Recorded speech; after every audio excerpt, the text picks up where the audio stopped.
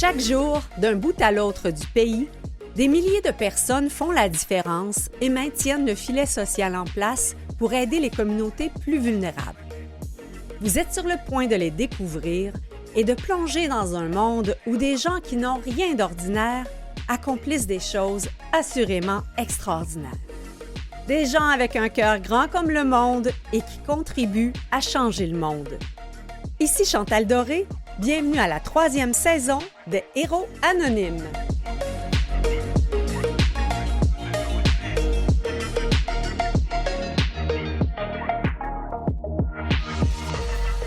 Ici Chantal Doré, cette semaine aux Héros Anonymes, 2 projets sociaux innovants. D'abord, le sac à dos a su développer une offre de services adaptée aux besoins des personnes en situation d'itinérance ou en voie de l'être. En plus d'accompagner chaque personne vers sa solution pour sortir de la rue et développer des projets immobiliers, le sac à dos propose de s'occuper de besoins de base, aussi essentiels que prendre une douche, se faire couper les cheveux, avoir des vêtements propres et un endroit où recevoir son courrier et garder ses objets personnels. De nombreux autres programmes ont été créés, comme la Brigade verte, en collaboration avec la Ville de Montréal. La directrice générale du sac à dos, Valérie Méplon, saura nous raconter l'histoire de Michel, 53 ans, ou de Mario, 60 ans, qui font partie des hommes soutenus par l'équipe du centre de jour du sac à dos. En seconde partie, on explore la mission de prévention des ateliers speech envers les jeunes vivant des situations psychosociales ardues ou en lien avec des problématiques d'adaptation scolaire. C'est par la création musicale que les ateliers speech donnent une voix d'expression à ces jeunes entre 13 et 17 ans pour qui la réussite scolaire se présente, disons, de façon parfois différente. Les ateliers speech bénéficient du soutien de marraines fées telles Sarah May ou Dominique Fils-Aimé et du parrainage de Bravo Musique. C'est dire à quel point leur engagement auprès des jeunes est reconnu par la communauté. Ce sera un plaisir d'accueillir la directrice musicale des ateliers speech pour cette entrevue, Émilie Morneau. Une courte pause et on s'assure d'être bien présent en studio avec la directrice générale du sac à dos, Valérie Méplon.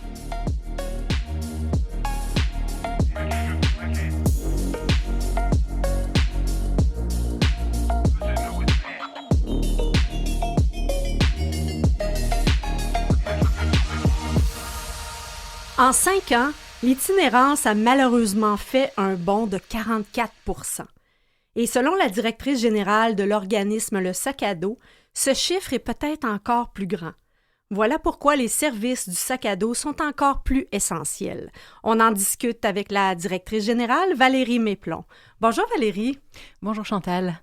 Et là, quand on a lu ça, un bond de 44 %, mais qu'est-ce qui se passe? C'est énorme, mais vous avez vu dans l'actualité, comme tout le monde, les problèmes d'éviction, l'inflation, les problèmes de santé mentale, de dépendance aussi. C'est énorme, mais bon, c'est un chiffre, ça donne une indication, mais tous les organismes qui travaillent en itinérance s'accordent pour dire que il y a quand même une partie invisible de l'itinérance qui n'est pas prise en compte avec ce recensement. Quand on parle d'une partie invisible, on parle de quoi? On parle de personnes qui échappent au calcul. Vous savez, ce sont des bénévoles qui vont sur le terrain. Ils ne peuvent pas couvrir absolument toutes les zones. On sait pertinemment que pour les femmes, par exemple, pour les personnes non-binaires, il y a peut-être plus de personnes qui se cachent, mais qui sont en situation d'itinérance également. Bien, on a vu avec un autre invité plus tôt dans la saison qu'il y avait une forme d'itinérance aussi de gens qui dorment dans leur voiture. Donc, ils ne sont pas en situation d'itinérance mobile, mais non plus d'appartement. C'est triste. Exactement. Puis on en reçoit au sac à dos des personnes dans cette situation-là. Oui. On en a qui sont sur nos listes d'attente pour le nouvel immeuble qui offrira 32 logements cet automne ou cet hiver. Donc oui, c'est une réalité. Ouais, on aura l'occasion de parler de l'ensemble des projets, du sac à dos, des différents programmes. Mais si on reste un petit peu là, sur la situation, comment se passe ce dénombrement? C'est un petit peu comme l'activité que Statistique Canada fait un peu, nous sonde les gens qui ont une adresse pour voir un peu il y a combien de personnes en général, comment ça se passe du côté des itinérants? Parce que est-ce qu'ils font partie de la compilation de Statistique Canada ou c'est autre chose, un autre exercice? Mais ils en font partie, mais le dénombrement qu'on voit à Montréal, c'est plus supporté par le CIUS, Centre-Sud de Montréal, la Ville de Montréal également, puis tous les organismes, on nous mobilise pour participer à ce dénombrement. Encore là, on parle de chiffres. Ce sont des choses avec lesquelles je suis toujours un peu mal à l'aise parce que il y a plus de 4000 personnes, presque 5000 personnes qui ont été dénombrées à Montréal. Mais vous savez, il y en aurait seulement 300. Ce serait déjà 300 de trop, de mon point de vue. Avec les IFR qu'on connaît, même s'ils sont de moins en moins rigoureux, ça reste épouvantable de rentrer chez soi le soir, puis de croiser dans les rues des personnes qui sont à même le sol, alors que... il fait un froid épouvantable. Oui, oui. Et il y a toute la situation des tentes aussi qui se... En fait, on l'observe dans plusieurs grandes villes. J'ai déjà été à San Francisco et c'est absolument aberrant de voir des quartiers complets de gens qui vivent en situation d'itinérance avec, dorment dans des tentes.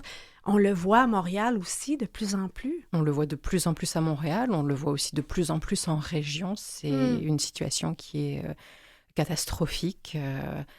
Et puis, je comprends un petit peu, si vous voulez, il y a du démantèlement, c'est épouvantable. Pour moi, c'est quelque chose d'inacceptable, mais je peux comprendre aussi le problème de sécurité que ça pose parce que régulièrement, les tentes prennent feu. C'est arrivé juste à côté du sac à dos. Il y en avait une dans l'entrée de l'ancien 281, là, sur Sainte-Catherine. Ça a pris feu. Ce sont des drames humains. Oui. Mais c'est qu'on utilise à ce moment-là des moyens de se chauffer ou de s'éclairer qui ne sont pas sécuritaires. C'est exactement ça. Puis il ne faut pas aussi oublier la consommation. Donc, avoir des briquets, des allumettes, etc., ça peut être aussi un départ de feu. Il y a plusieurs choses qui entrent en ligne de compte. C'est vraiment un problème complexe, mais auquel il faudrait pouvoir apporter une réponse de façon urgente. Oui, bien, quels sont un peu les différents vecteurs qui amènent, les facteurs qui contribuent malheureusement à l'itinérance? Parce que au sac à dos, vous vous occupez de la situation d'itinérance, mais j'entends le « envoi de l'être ». Ça veut dire qu'il y a certains facteurs qui, malheureusement, contribuent à ce que la situation empire. Oui, tout à fait. On parle surtout de problèmes de consommation, de dépendance aux drogues, à l'alcool principalement, aux jeux de hasard aussi. Puis il y a les problèmes de santé mentale aussi qui sont gigantesques, pour lesquels on manque terriblement de ressources. Parlez-nous là, un peu là, si on recule dans l'histoire, on dit qu'il y a eu la désinstitutionnalisation là, qui a comme contribué à tout ça. Donc, ce que c'est des gens qui étaient autrefois institutionnalisés puis qu'on a décidé de, comme ils n'étaient pas un risque, de les mettre à la rue. Là, parlant d'histoire, j'ai du mal un petit peu, j'ai pas les références. C'est ça. mais grosso modo, c'est des gens qui étaient en institution et que finalement, qui se sont retrouvés à la rue parce que les institutions gouvernementales là, ne pouvaient plus les soutenir ou les accueillir. Mais ce qui est sûr, c'est qu'actuellement, quand quelqu'un sort d'un centre de réadaptation, sort de prison, il y a un manque de ressources pour accueillir ces personnes. Donc... c'est comme un cercle vicieux. On les a peut-être ramassés dans la rue, puis on essaye de les soigner, de les aider, et puis on les remet à la rue. Puis c'est pas faute d'essayer de trouver des solutions. Moi, ce que je veux vous dire, c'est que dans le réseau des services, la santé, des services sociaux, il y a beaucoup d'efforts qui sont mis. Il y a beaucoup de personnes qui se préoccupent de ça, mais à un moment donné, le problème les dépasse aussi. La ville de Montréal a des beaux programmes pour soutenir les organismes qui œuvrent en itinérance. Ce sont des formidables appuis qu'on a, mais c'est sûr que ça reste toujours insuffisant. On a besoin de construire des logements. J'ai l'impression de répéter un petit peu ce qu'on voit et ce qu'on entend partout, mais c'est ça la réalité. Bien, il y a des services spécifiques dont on va parler tout à l'heure que vous avez mis en place, sur lesquels vous avez été assez pionnier, de ce que je comprends. Parlons peut-être du volet immobilier, là. Vous avez un beau grand rêve qui est assis sur des réalisations concrètes aussi en matière de logements sociaux. Effectivement, le Sac à dos est en train de construire son 3e immeuble de logement.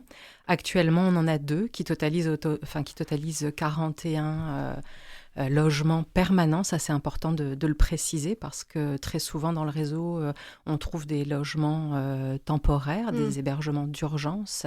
Mais pour stabiliser les personnes, pour enrayer le phénomène de l'itinérance, à un moment donné, ça prend du logement permanent.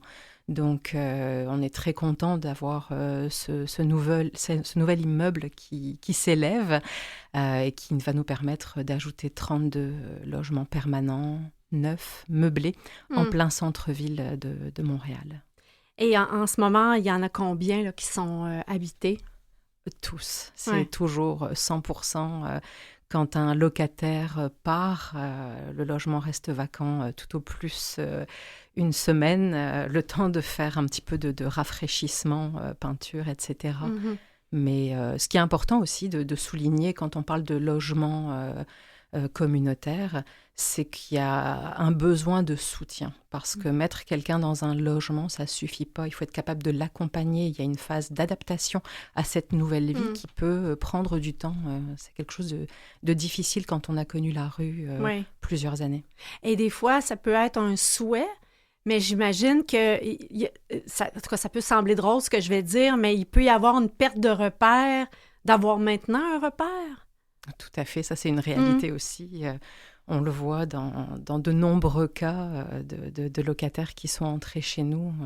Qui se sentent peut-être pris même entre les 4 murs alors qu'ils sont habitués de bouger, de se déplacer, d'être au grand air. Donc, c'est à la fois réconfortant mais déstabilisant. Très déstabilisant, puis il n'est pas rare que les personnes continuent à mener une vie un petit peu dans la rue. Ils n'arrivent pas à vivre comme vous et moi dans leur logement. Comme on dit souvent, ou on l'entend, il ne suffit pas de sortir quelqu'un de la rue, il faut sortir la rue de la personne. Ah, oui, c'est bien dit. Il n'y a pas aussi le fait que lorsqu'on est à la rue, autant les relations peuvent être difficiles, où on va être dans la sécurité, de protéger ses choses et tout. Le fait qu'on est au milieu d'une communauté, on est moins seul que ce qu'on peut observer des gens qui sont en appartement maintenant, entre autres chez les personnes âgées et qui vivent énormément d'isolement. Tandis que dans la rue, si on est avec nos copains, même si des fois ça peut être difficile, il reste qu'on n'est pas seul. Oui, c'est une réalité aussi. Je vous dirais que c'est vraiment du cas par cas. On a des locataires qui ne veulent rien savoir des activités qu'on va leur proposer. Puis d'autres viennent régulièrement, assistent, prennent plaisir à ça, puis reforment une communauté aussi dans le bâtiment. Ils font des sorties ensemble, ils se reçoivent les uns chez les autres pour une partie de cartes ou autre.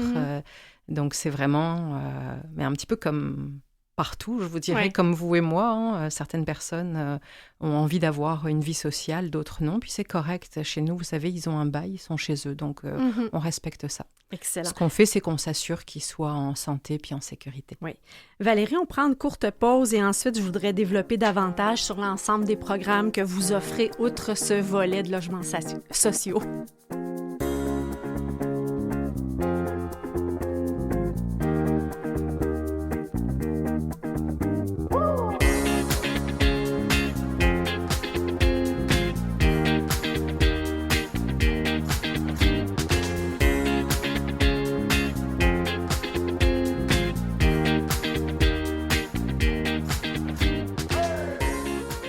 De retour toujours Héros Anonyme avec Valérie Méplon de l'organisme Le Sac à dos. Et on parle évidemment de tous les services qui sont offerts aux personnes en situation d'itinérance ou en voie de l'être. Valérie, je crois que c'est justement lors d'une des activités, un café-rencontre, là, que plusieurs des services essentiels que vous offrez ont été cités comme des besoins essentiels pour les personnes pour qui vous offrez vos services. Tout à fait, c'était au travers de cafés-rencontres qui ont démarré en 1996. Les personnes en situation d'itinérance étaient rencontrées pour savoir quels étaient les besoins pour lesquels aucune réponse n'était proposée. Et ce qui avait été nommé, c'était un endroit où déposer leurs sacs à dos qui contiennent leurs effets les plus précieux, ce qui leur reste. Alors voilà l'origine du nom. Exactement, Ouais. Le nom du sac à dos est né de là. Puis immédiatement après, le besoin qui a été nommé, c'était d'avoir une adresse. Pour recevoir ne serait-ce que le chèque d'aide sociale, Oui. c'est important. Puis toute autre correspondance aussi. C'est pas rare qu'il y ait des familles qui nous contactent. On ne dévoile jamais qui sont nos usagers. Par contre, on peut nous laisser un message. Puis si la personne est là, on glisse le mot de la famille dans la case postale.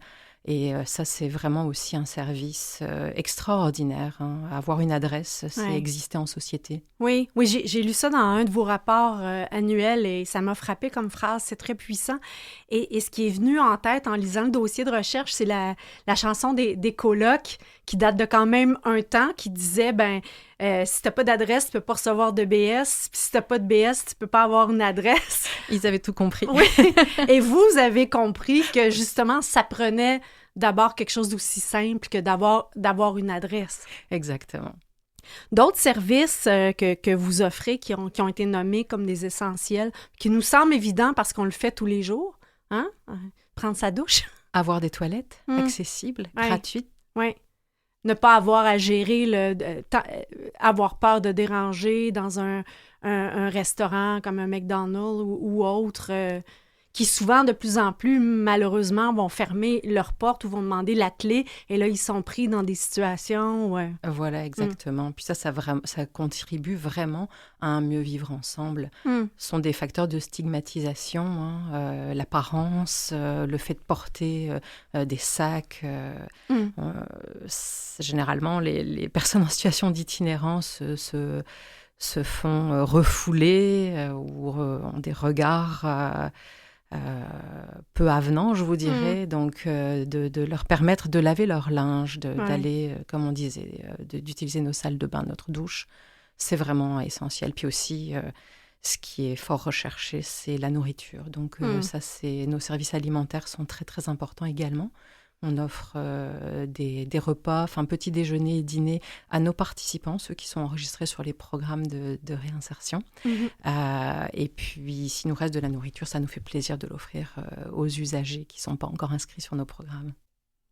Je lisais dans votre rapport annuel, entre autres, plus de 1000 services de buanderie, plus de 190 déclarations de revenus. Et dans un des rapports annuels, on parlait de 450 coupes de cheveux. Et là, je comprends que malheureusement, ce service-là, vous ne pouvez plus l'offrir. Non, hélas, on a perdu notre coiffeur, mais j'en profite pour faire un petit appel. Si un coiffeur nous écoute et partant pour nous offrir ce service-là, c'est toujours très, très apprécié. Vous savez à quel point l'apparence compte dans notre société. Donc, le message est lancé. Coiffeurs, coiffeuses qui auraient du temps libre pour venir aider le sac à dos. Vos services sont attendus. Et j'ose penser qu'au Héros Anonyme, il y a des gens qui se découvrent une envie d'aider à travers cette émission-là et qui se disent « Wow, c'est tellement des services essentiels que je vais aller donner du mien. » Donc, c'est un peu pour ça aussi, pour permettre aux organismes de se faire connaître, mais permettre peut-être à des gens qui cherchent peut-être un appel, de donner plus de sens à leur vie, de se dire « Tiens, cette cause-là me touche et je vais contribuer. » Donc, voilà, l'appel est passé. Il y a un autre appel qui est important de faire. Peut-être si il y a des auditeurs ou on connaît peut-être des donateurs potentiels pour le projet là, que vous travaillez d'arrache-pied à voir sa réalisation, votre 3e édifice? Oui, tout à fait, parce que l'édifice, en fait, va nous permettre de relocaliser le centre de jour, qui est le cœur de nos services. Au lieu d'être dans un sous-sol d'église qui n'est pas accessible aux personnes à mobilité réduite, là, on va se trouver sur un rez-de-chaussée et un sous-sol accessible avec un ascenseur. Et donc, c'est ça. On a une campagne de financement pour nous aider à ouvrir ce centre de jour. Et puis, écoutez, il faut encore qu'on trouve $1 million si possible d'ici la fin de l'année. Mais même, chaque don compte. Et puis, même pour la mission, pour les services essentiels qu'on offre, offrir du détergent à lessive, du savon pour la douche. Je veux dire, vraiment, les besoins sont immenses. Puis... c'est ça, la générosité n'a pas de chiffres pour moi, tant mieux si les personnes peuvent contribuer pour beaucoup, mais des petits dons nous touchent énormément et nous appuient aussi. L'adresse du site internet, Valérie, si on veut contribuer? C'est le www.lesacado.org. Puis il n'y a pas de tiret d'union, rien, c'est vraiment le sac à dos, tout collé. Dans votre rapport annuel, il y a des beaux portraits d'utilisateurs. J'ai lu l'histoire de Mario, l'histoire de Michel, et Michel qui parle de l'importance de la douche pour lui, puis de la machine à café, qui est vraiment l'endroit... on dit souvent que c'est très rassembleur dans les bureaux, la machine à café, mais j'imagine d'avoir accès à un café chaud, ça fait du bien. Oh oui, c'est vraiment très, très populaire, surtout en hiver. Hein. Puis c'est aussi... on offre des soupes tout l'hiver, là. Et oui, on a vraiment des usagers, des participants qui sont formidables. Vous citiez Michel.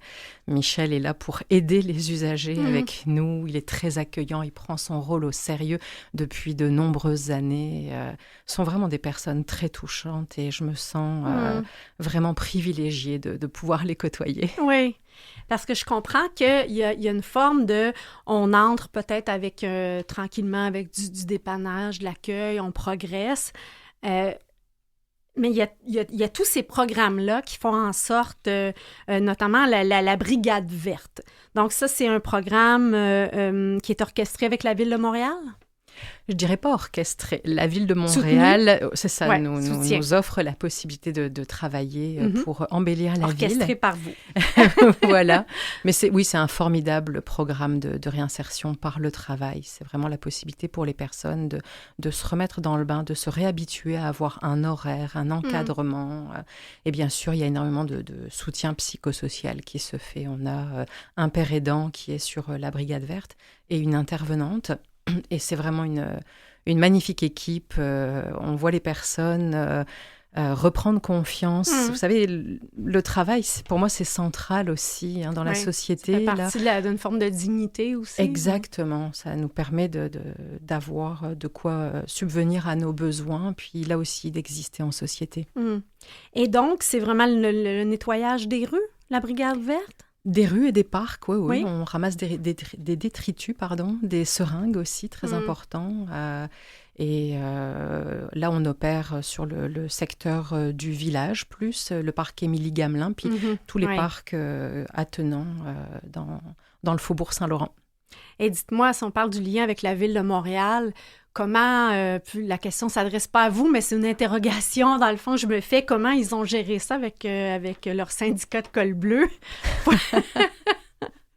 Il faudrait leur poser la question à eux.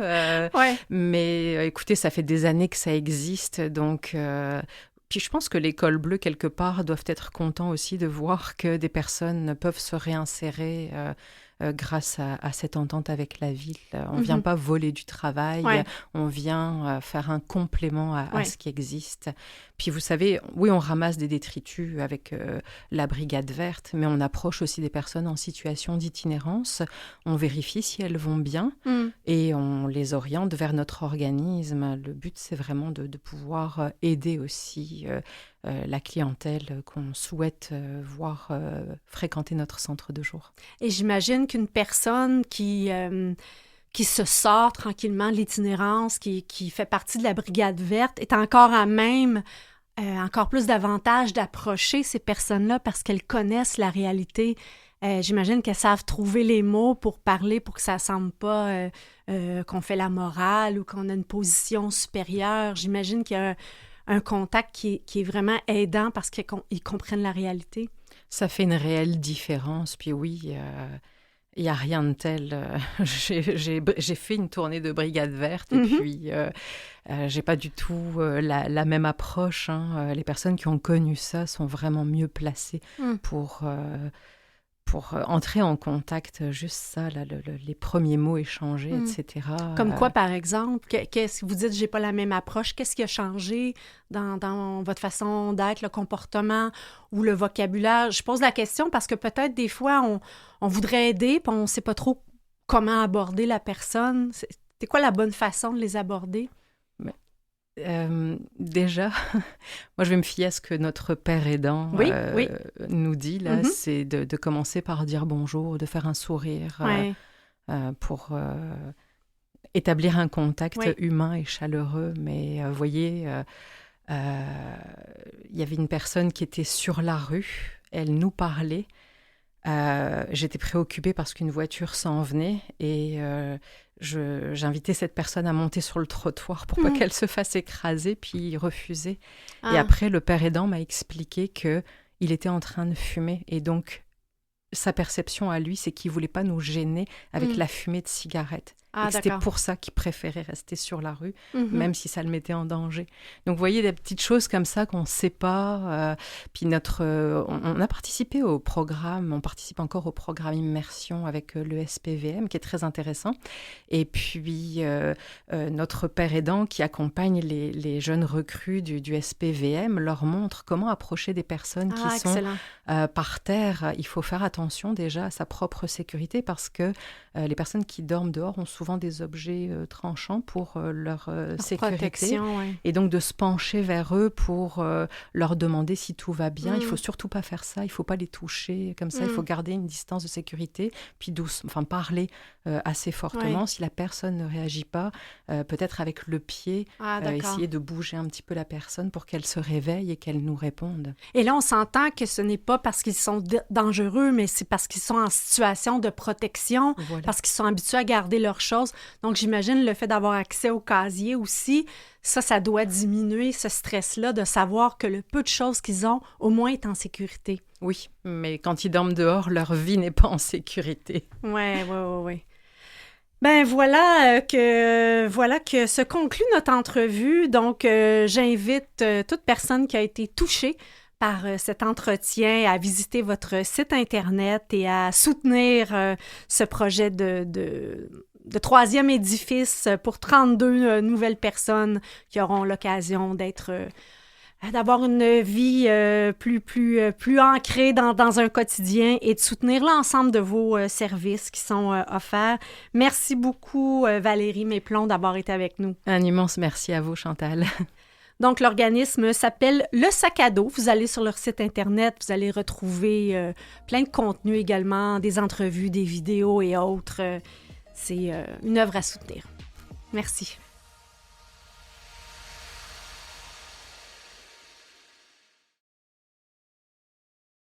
Vous écoutez Les Héros Anonymes avec Chantal Doré. Le deuxième organisme que nous recevons aujourd'hui a développé une façon originale de favoriser l'épanouissement des jeunes qui vivent des situations d'inadaptation scolaire et psychosociale.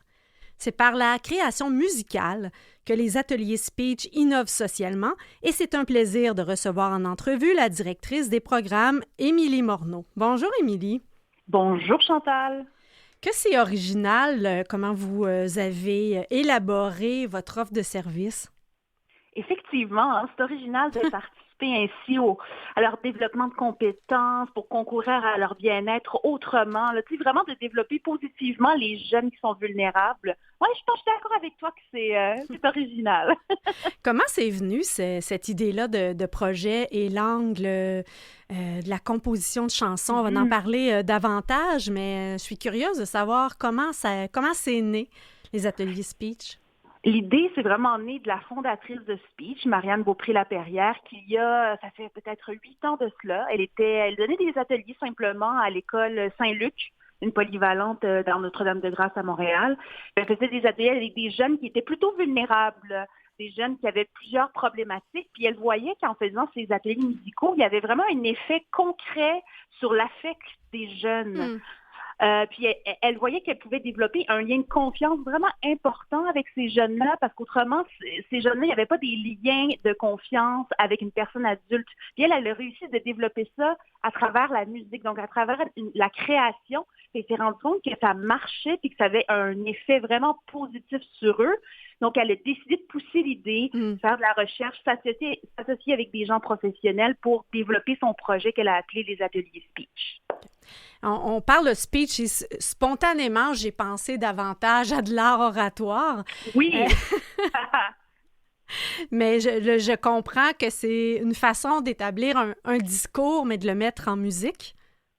Tout à fait. C'est de leur donner une voix. C'est comme ça qu'on peut le voir. Le speech, c'est de donner une voix, de donner une voix, un rayon, une onde à ces jeunes-là, de leur donner l'espace pour qu'ils s'expriment tels qu'ils sont. Qui sont ces jeunes que vous soutenez? Ils sont vraiment variés. C'est sûr qu'on va aller travailler avec des jeunes dans les écoles secondaires qui sont des plus vulnérables, des jeunes qui font partie des classes d'accueil, donc des nouveaux arrivants, des jeunes qui sont dans des classes d'adaptation scolaire, des jeunes qui ont des formations pré-professionnelles, donc des jeunes qui ne sont pas nécessairement dans un parcours régulier scolaire et des jeunes qui auraient besoin d'autre chose pour s'accrocher à l'école, là, pour vraiment réussir académiquement puis de manière aussi éducative. Oui. Donc, on entend problème de motivation, peut-être enjeu d'assiduité. Absolument, absolument. Puis on s'est vraiment rendu compte que ça fonctionne justement. Les enseignants nous l'ont dit à travers les années. Il y a vraiment une augmentation significative de leur motivation scolaire, du respect envers les enseignants, de l'assiduité dans les cours. Il y a vraiment une motivation réelle et palpable. Donc, c'est des impacts qui ont été observés concrètement à la participation des jeunes aux ateliers. Absolument. On s'est vraiment doté d'outils qui nous permettent de vérifier tous ces éléments-là, ne serait-ce qu'à travers nos intervenants musicaux qui travaillent dans les écoles, qui font des questionnaires, mais qui passent toute leur journée avec ces jeunes-là, mais aussi avec une équipe universitaire à l'Université de Montréal et à l'UQAM qui ont travaillé dans les dernières années pour évaluer vraiment l'impact réel de nos activités dans les écoles. Je vous écoute et je pense évidemment que c'est pour parler à plusieurs enseignants, la notion de discipline en classe, la notion d'assiduité, de respect est pas évidente, mais est-ce que je comprends qu'il y a une partie aussi qui est peut-être reliée à la manière dont on enseigne? Oh ben là, ça, c'est une bonne question. Je pourrais pas aller là-dedans exactement. Je pense que la question de l'aspect scolaire est complexe et surtout en ce moment, il est bouleversé de toutes sortes de manières différentes.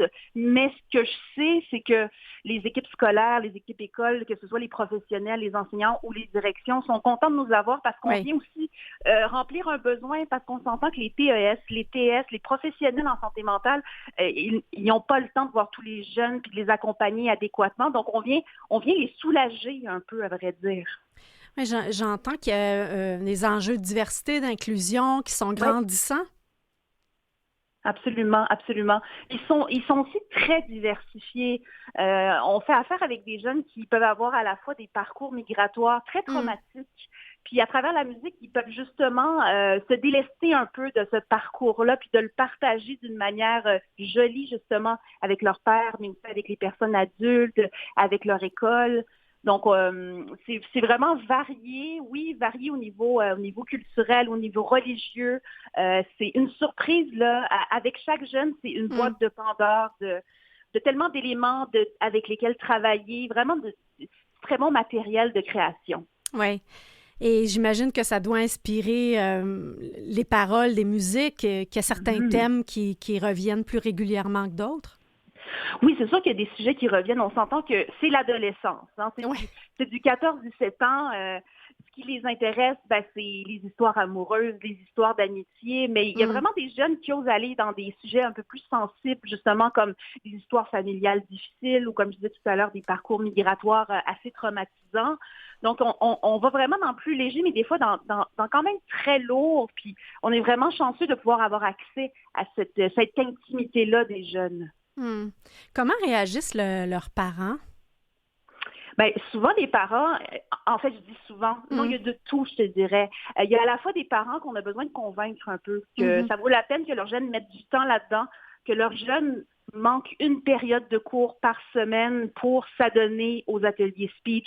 Il y en a qu'il faut convaincre, mais souvent, on les convainc facilement. Il y a des parents qui sont déjà convaincus, qui comprennent la démarche. Donc, il y a vraiment de tout, parce qu'il y a des parents qui sont aussi eux-mêmes des nouveaux arrivants, qui ne comprennent pas non plus la réalité scolaire québécoise. Il y a vraiment toutes sortes de gens avec qui on fait affaire, mais souvent, c'est pas difficile de les convaincre que ça va avoir un effet positif chez leurs jeunes.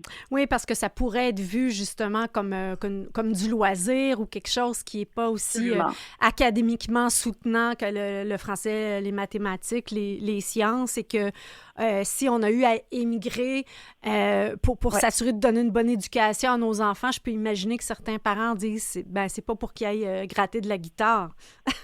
Ben non, c'est ça. Mais on s'entend qu'il y a une entente aussi qu'on fait entre l'intervenant et le jeune à chaque début d'année. L'entente, c'est que le jeune qui doit reprendre sa matière, puis on peut aussi aider ce jeune-là à reprendre sa matière dans le cadre des ateliers speech.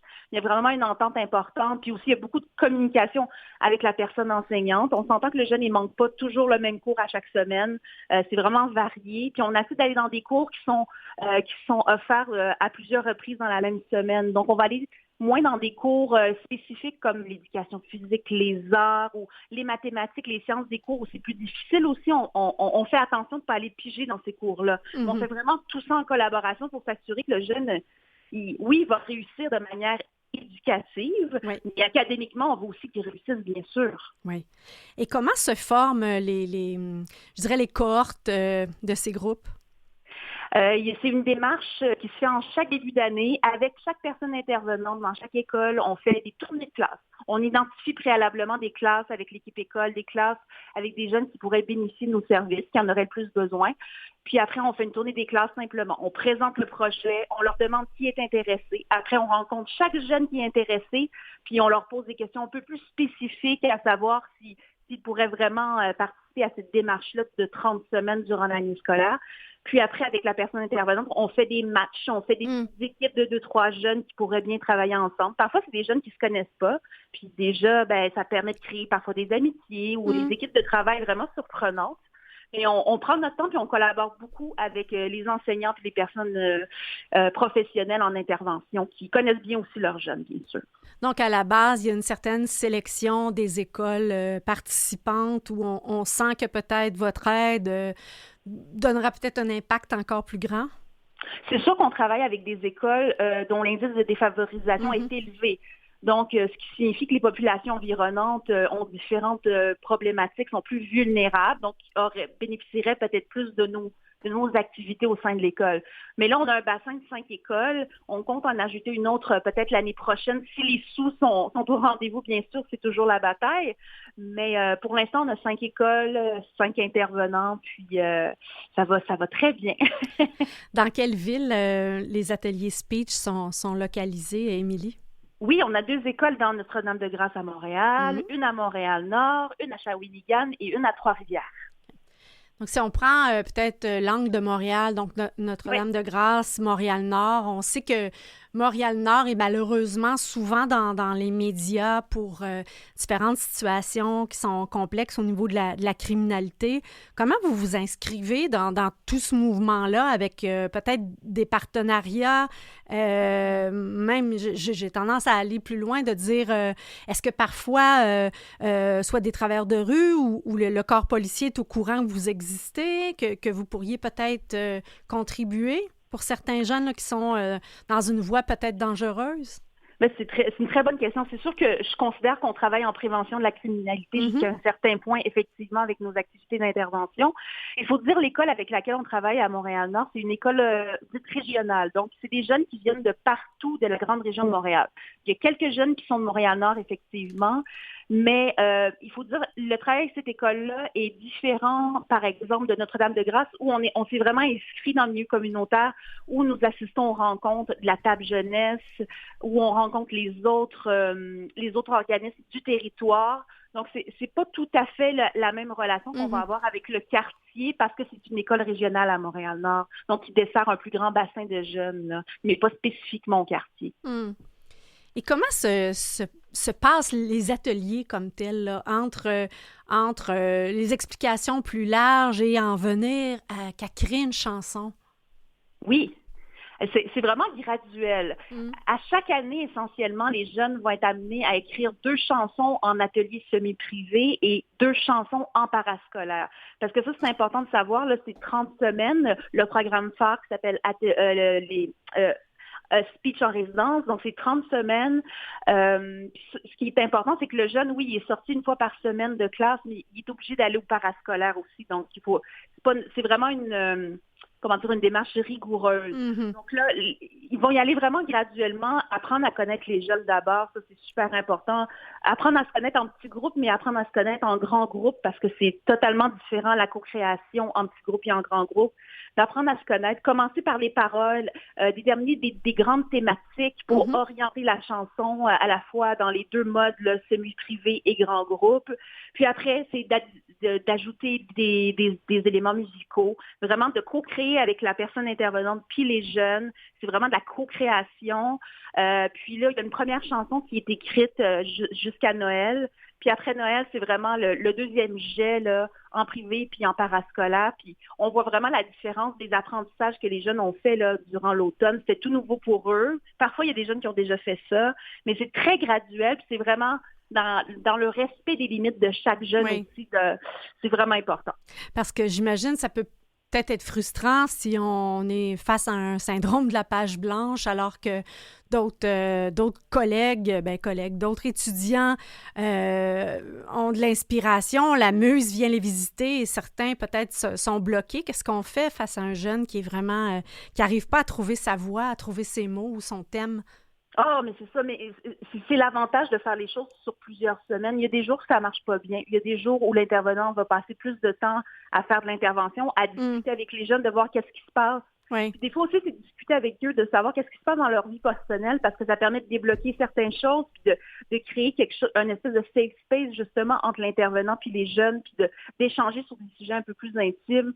Des fois, il n'y a pas grand-chose qui est écrit dans un atelier parce qu'il y avait autre chose à faire. Il y avait des discussions à avoir. Il y avait un temps qui devait être pris pour se comprendre, pour s'entendre. Donc, il y a vraiment un respect là-dessus. Puis comme je dis, il y a beaucoup de co-création. C'est sûr que la personne intervenante va mettre beaucoup du sien. En termes d'écriture puis de musique aussi. Il faut dire que c'est super essentiel parce que les jeunes, ils ne peuvent pas tout faire tout seuls non plus. Non, on va prendre une courte pause, Émilie, puis on continuera un petit peu sur le volet musical, là, comment vous enregistrez, avec quel type de musique et autres, là, et le soutien aussi que vous avez de plusieurs membres de l'industrie musicale. D'accord. On revient tout de suite au héros anonyme dans quelques instants.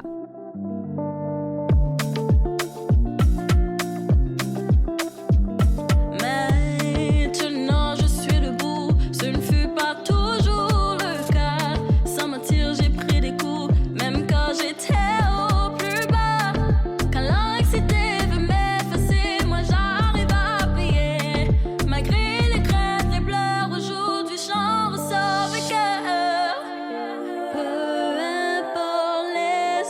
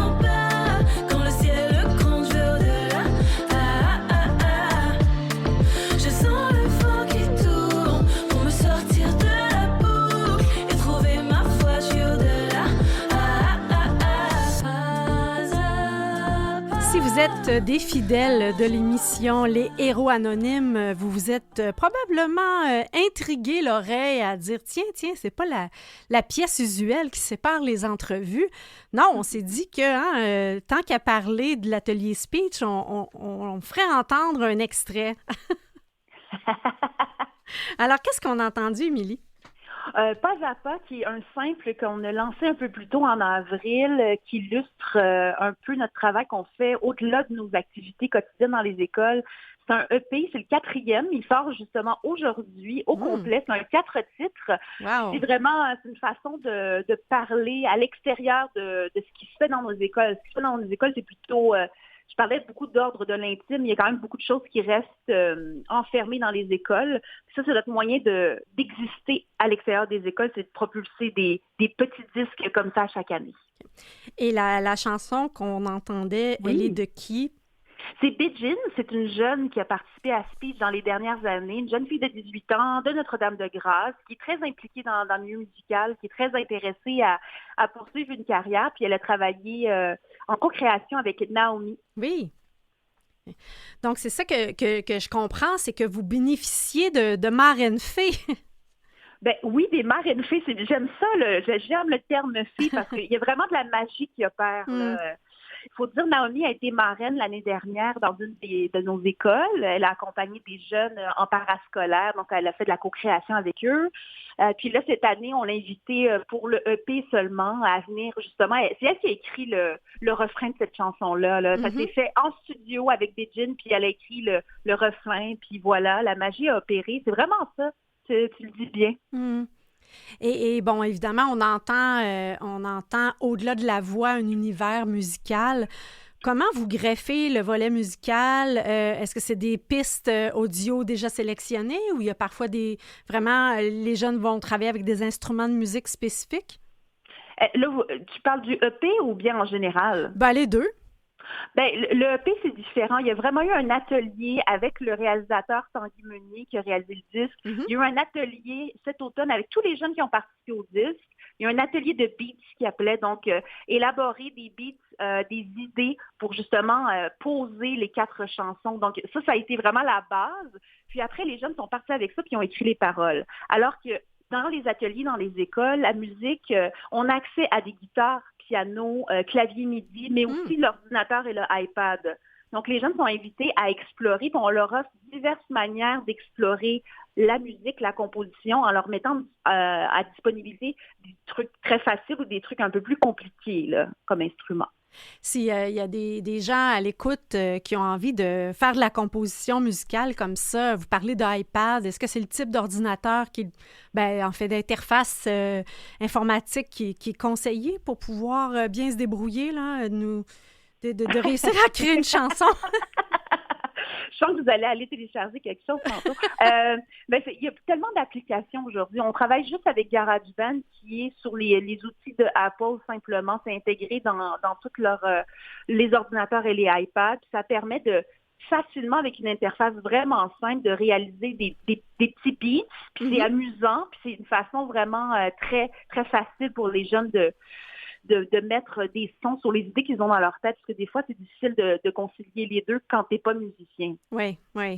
Et c'est là que l'appui de certains musiciens, chanteurs comme Naomi dont vous parlez vient vraiment aider parce que s'inscrivent dans une perspective où, j'imagine, il n'y a pas si longtemps, elle vivait peut-être des réalités, ne serait-ce que d'être une adolescente. Ben oui, ça c'est sûr. Ça c'est sûr. Puis il y a vraiment, on le voit justement avec les marraines, on l'a vu avec les marraines et le marin, le parrain, pas le marin. Il vient d'inventer un terme, mais c'est quand même pas mal. Le féminin avec... qui inclut le... C'est ça. Très inclusif à ce. Oui. Mais c'est vraiment, c'est sûr qu'il y a vraiment quelque chose qui se passe. Il y a une compréhension. Il y a vraiment le courant passe vraiment facilement. Les jeunes, oui, sont à la fois un peu gênés quand ils reçoivent un artiste professionnel, mais les artistes, ils parviennent vraiment à toucher d'une façon vraiment particulière les jeunes. puis de leur faire ressortir des émotions, des idées. C'est vraiment différent, ça les sort de leur quotidien avec leurs personnes intervenantes. Donc, ça l'amène autre chose, une autre dimension, puis ça va chercher d'autres côtés créatifs qui, des fois, soupçonnaient pas qu'il y avait en eux, là. Et ce projet-là de EP, si je comprends, c'est le 4e. Oui. Donc, vous bénéficiez là, de l'appui, du partenariat avec des gens de l'industrie musicale. Bravo, si j'ai bien compris. Tout à fait. Bravo Musique. on est sous licence avec eux. Depuis l'année dernière, ils propulsent notre disque, s'occupent de la mise en marché, de la promotion, des relations de presse. C'est un très grand cadeau qu'ils nous font. Oui. Et vraiment, là, un soutien parce qu'ils souhaitaient être engagés, tout simplement. Ben oui, notre démarche, notre mission leur parlait. Puis c'est dur de refuser une si belle équipe qui est immensément généreuse. Ben, j'imagine que pour eux aussi, on le dit souvent ici au Héros Anonyme, ça fait du bien de donner. Tout à fait. Ah oui, absolument. Ils nous offrent leur connaissance, puis nous, on en bénéficie, puis les jeunes par ricochet en bénéficient aussi, c'est sûr.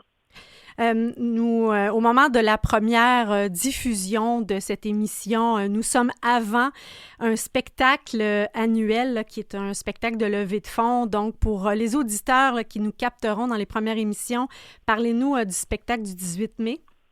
Ça s'appelle le Hit Parade. Ça fait plusieurs années qu'on tient une telle soirée. C'est vraiment une façon de célébrer les accomplissements de nos jeunes à la fin de l'année devant un public. Puis c'est aussi une soirée bénéfice pour amasser des fonds pour continuer notre mission auprès des jeunes. Cette année, c'est une année différente parce qu'habituellement, on met beaucoup de l'avant tous les jeunes qui participent à Speech durant l'année, mais là, on n'a pas les ressources humaines pour mettre en scène un tel spectacle qui est très, très demandant, qui demande beaucoup de coaching du côté des jeunes. Mais cette année, on va diffuser un magnifique vidéoclip de 10 minutes réalisé par Charles-Olivier Bourque. Je viens de le voir justement hier soir et j'avais des larmes aux yeux. C'est magnifique. Il met en scène les jeunes de cette année, leurs chansons réalisées en parascolaire. Donc, on aura ça, on aura des lectures d'un recueil de textes que les jeunes ont écrit un peu plus tôt cette année. Il va y avoir une performance de leurs intervenants en compagnie de certains jeunes qu'ils auront choisis. Puis, il va y avoir justement le lancement et la performance sur scène du EP volume 4. Avec Sarah May et Dominique Fils-Aimé également. Tout à fait. Les deux seront là, puis ils vont nous gâter avec quelques chansons de leur propre répertoire. Excellent. Et ça se passe où? Ça se passe au ministère, au 4521 Saint-Laurent à Montréal. Si on n'est pas de la région, on va pouvoir voir votre vidéoclip sur une plateforme quelconque? Tout à fait. Sur YouTube, ce sera disponible après le 18 mai, dans la semaine qui suivra. On va le partager le plus possible. C'est quand même extraordinaire ce qui s'est passé là-dessus. Je suis très, très contente. Oui. Vous avez travaillé vous-même, Émilie, dans l'industrie de la musique, la radio. Vous êtes illustratrice de métier, si j'ai compris? Oui, effectivement. J'ai fait de la radio pendant 15 ans dans toutes les radios qui se peuvent à Montréal, des radios alternatives, mais effectivement, je pratique aussi l'illustration professionnelle depuis quelques années. Puis qu'est-ce qui vous a amené aux ateliers Speech? Ben, c'est la mission, puis je crois beaucoup au développement des compétences autres que celles enseignées dans les classes, puis je comprends qu'il y a des jeunes qui ont besoin de plus que les matières traditionnelles pour s'épanouir, puis j'y crois beaucoup parce que je l'ai déjà fait, mais à travers la radio dans les écoles secondaires, donc j'y croyais déjà d'avance. Mais là, plus encore parce qu'on parle de musique, puis parce que la musique, ça résonne chez tout le monde. Moi, j'ai lu dans le dossier de presse, effectivement, qu'il y a eu l'utilisation de la radio comme média d'expression chez les jeunes. Et c'est sûr que nous, à Canal M, on fait une belle place à la relève, justement, parce que ça fait partie de notre mission. Alors, ça m'a beaucoup touchée. C'est super, effectivement. C'est une belle façon de développer les compétences orales, là, puis de croire en ses idées, ça change tout. Donc, c'est une soirée bénéfice. Ça sera une manière de collaborer à votre œuvre. Autrement, comment se définit votre financement? Quelles sont vos sources? C'est varié. Donc, c'est à la fois du financement montréalais, donc de la ville de Montréal, aussi sur les ministères provinciaux, fédéraux, les grands donateurs, des dons, des entreprises privées. C'est très varié. On est vraiment dans la variété. Il n'y en a pas plus un que l'autre, mais c'est vraiment, c'est pas mal équilibré là, entre ces différentes sources-là. Et depuis que les ateliers Speech existent, il y a eu combien de chansons officiellement écrites? Oh mon Dieu! C'est drôle. J'entends beaucoup. J'entends ça, puis mon intervenante Véronique, qui travaille à Shawinigan, me dit, il n'y a pas longtemps, « Hey, je viens d'écrire ma 100e chanson. » Wow! Donc, elle, ça fait 3-4 ans qu'elle est à Speech, elle vient d'écrire sa 100e chanson. On multiplie ça par plusieurs intervenants. Il doit y avoir 700 chansons qui ont été écrites, peut-être. Non, pas 700, mais peut-être 500, 600. Je ne suis pas très bonne en maths, mais il y en a vraiment quelques centaines qui ont été écrites, c'est sûr. Est-ce qu'il y a un endroit où on peut en écouter quelques-unes? Bien là, on a nos EP. Oui. Là, c'est vraiment, ça, c'est notre vitrine vers le public. Les chansons qui ont été réalisées en groupe semi-privé, ça reste dans le monde scolaire, entre les parents, les enseignants, les jeunes, leurs intervenants. C'est pas des chansons qui ont été diffusées. Mais comme je disais tout à l'heure, le vidéoclip qu'on a réalisé, qui sera diffusé au Hit Parade, celui-là va comporter des chansons du parascolaire, donc ça va sortir un peu du cercle scolaire. Là. Ça va être une belle chance pour ça. Ouais. Votre site Internet ou réseaux sociaux, si on veut en savoir davantage? C'est les Ateliers Speech, lesateliers-speech.com, puis on est sur tous les réseaux sociaux reconnus et connus et appréciés. Merci beaucoup, Émilie Morneau des Ateliers Speech. Ça me fait vraiment plaisir, Chantal. Merci beaucoup. Nous aussi, au Héros Anonyme, nous sommes sur toutes les plateformes, en fait, de balado-diffusion. Nous sommes également sur le câble, à CKVL, au site internet canalm.vusevoix.com et nous réussissons à réaliser ces émissions grâce à une dynamique équipe. Catherine Bourderon à la recherche, Mathieu Tessier en régie, Jean-Sébastien Laliberté, chef diffusion technique et Chantal Doré au micro. Ça a été un réel plaisir d'avoir été avec vous cette semaine. Encore voilà d'autres belles causes que vous pouvez soutenir ou bénéficier dépendamment où vous vous situez. Aidez-nous à faire connaître l'émission, ça serait déjà une très, très belle preuve d'engagement social. On se dit à la semaine prochaine. Bye bye.